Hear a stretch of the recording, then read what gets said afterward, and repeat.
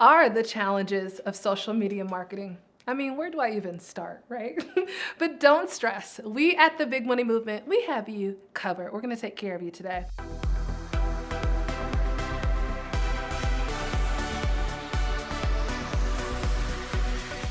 I'm LizJSimpson, founder of the Big Money Movement, accompanied by Cheryl Parks and Heather Petherick, our esteemed coaches.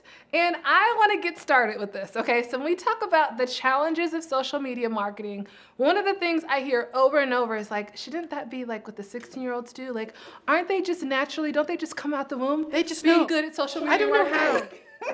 We're like, no, like, please stop putting this on these younger generations. Like, that is not what it is. I think one of the biggest challenges is you don't have a strategy. Oh, yes. Like you have no strategy for social media marketing. So if you hear posting, bathroom pics one day and cat pics the next day, and then you're sharing articles. Yeah. And I mean, we're being exaggerative, but then we're not. Right? We're not. So I mean, if you are looking to use social media effectively for your business, the key is to first focus on strategy.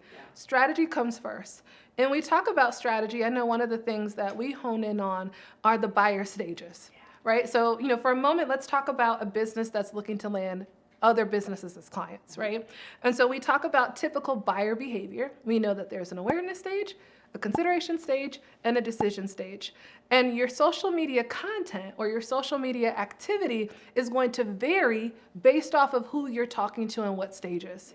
So if I'm using social media effectively, I need to think about how am I leveraging it to help the buyer to become aware of a problem? How am I using it to help a buyer who's educating themselves as they consider service providers? And how am I using it to help the buyer who's ready to make a decision and is looking for who do I turn to, right? What are your thoughts on the challenges of social media marketing?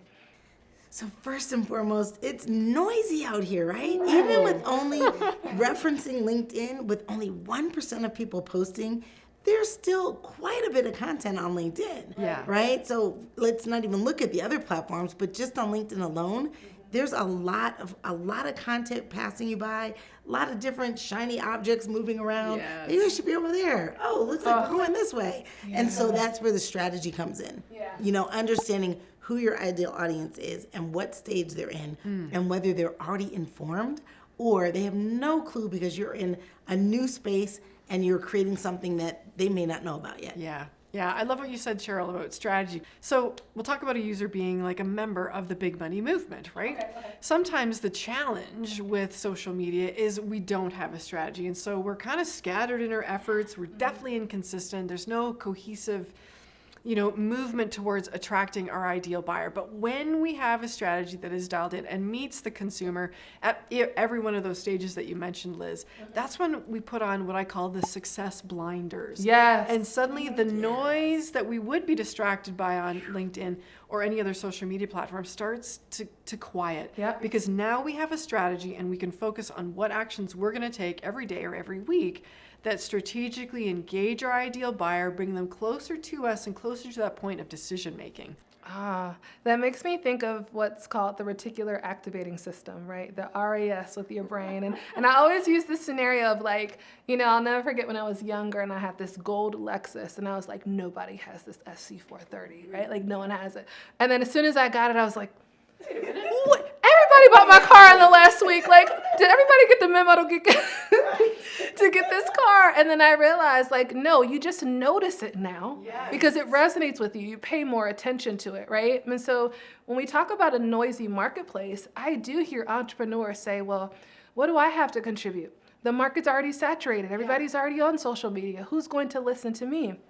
And it's like, well, if you hone in on your buyer and what resonates with them and their behaviors and what they need, and if you focus on providing social media content that serves them particularly, you'll stand out from the noise in the marketplace, right? Again, going back to strategy, that's a strategy thing. Exactly. Also, when you talk about noisy, I love what you said, Cheryl, about LinkedIn alone is one platform, and I think the last figure that we read said like 830 million users on LinkedIn, right? So it's like, oh my gosh, well, there are 830 million users on LinkedIn, so that feels overwhelming and noisy. But we're not even talking about the fact that it feels like a new social media platform is popping up like every week. So yeah, I mean, I'm on LinkedIn, but should I be on TikTok? And should I be doing Instagram Reels? And then do I need to make sure I'm still using Twitter, right? And so I think it's really important that you have to get crystal clear on that strategy and the buyer and really choose a couple platforms to double down on, right? And that success blinders that you said, you know, I really don't think someone can be effective on more than 2 platforms. Agreed. I really don't. Like, I feel like you choose 1 or 2 and you go all in. Yeah. Agreed. I think the second biggest challenge with social media right now is it can be difficult to measure how effective you're being.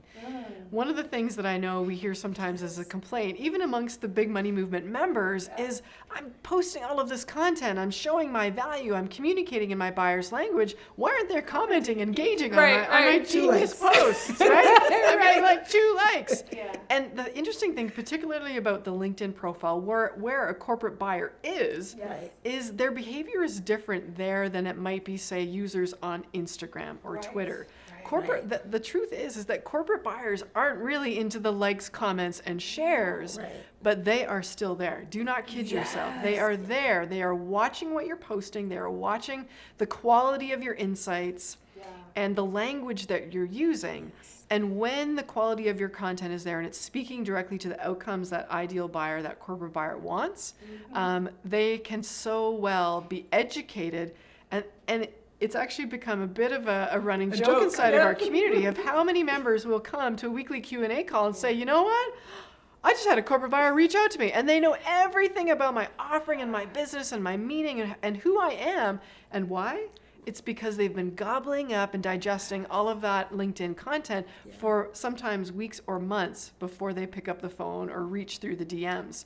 So it is hard to measure, and that's one of the frustrating things about social media, and particularly LinkedIn, when we're trying to connect with corporate buyers, is they're not the type to like, comment, share, and show hearts, but they are there. I think that is like a major golden nugget because I think that's a huge challenge and concern for people. I call them vanity metrics, right? Like, nobody's liking my post. Only 3 people commented, and it like hurts your pride. You know what I mean? Like, I worked so hard to put this out there, you know?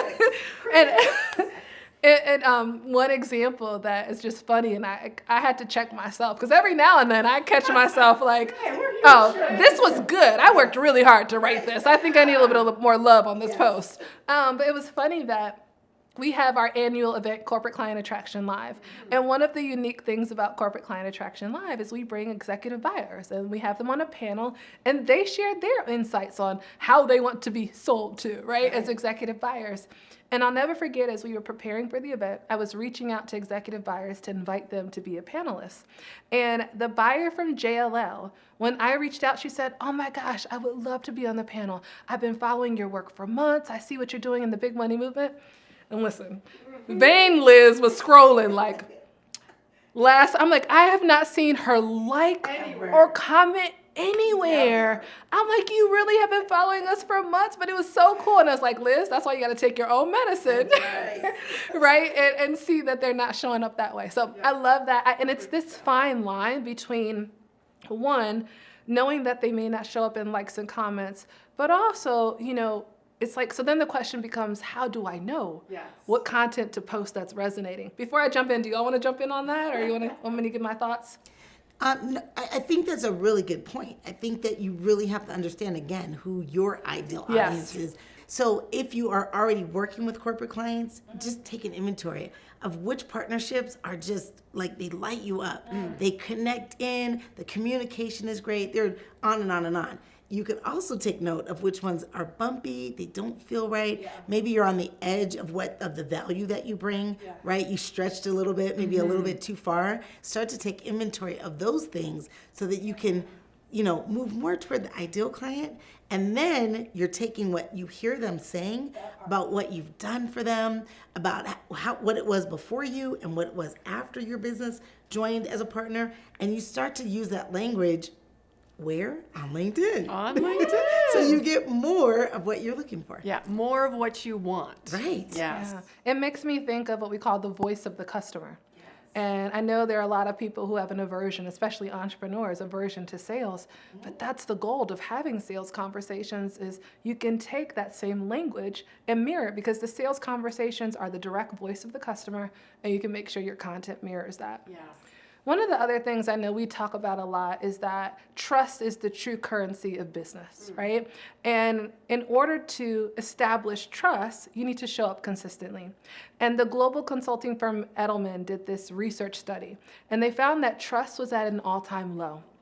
And that brings me to another challenge I hear over and over again is I don't have the time to show up every day. Yeah. How do I show up consistently? I know that consistency breeds trust, but I don't have the bandwidth for it. Do you want to address thoughts for how to overcome the challenge of time? Yeah, definitely.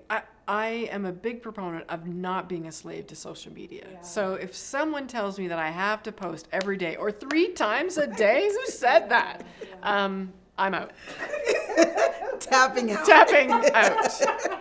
The good news is whatever cadence works for you and other business activities you have to juggle, pick a cadence and stick to it. If that is once a week, if once a week you produce a quality piece of content that speaks in your ideal buyer's language and demonstrates the outcomes you can deliver, I would much rather it be once a week than 3 times a day of low quality, off target messaging. Yes. Right?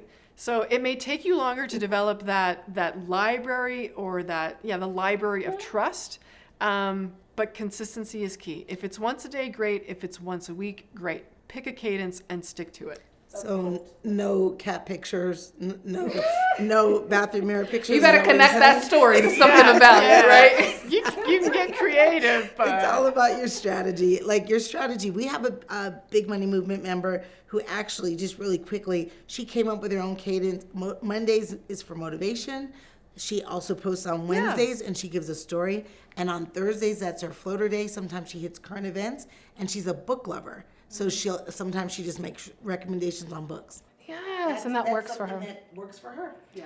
We work with women entrepreneurs who are inherently always busy, right? They have so many competing responsibilities. And one of the things we talk about too is chunking your calendar, right? So making time for it. I mean, I'll reveal a secret right now. I mean, we've been here for 3 days recording almost 60 videos, right? So it doesn't have to be I'm real time showing up every single day, but how can I work smart, not hard? Yeah. Maybe I'm going to post every day, Monday through Friday, which is 20 posts in a month and 60 posts in a quarter. So maybe I take 1 or 2 days a quarter to knock out 60 Batch it. days of posts. Batch it. All of it. And then schedule it. Use a tool like a Buffer or Hootsuite or what have you to schedule that content in advance.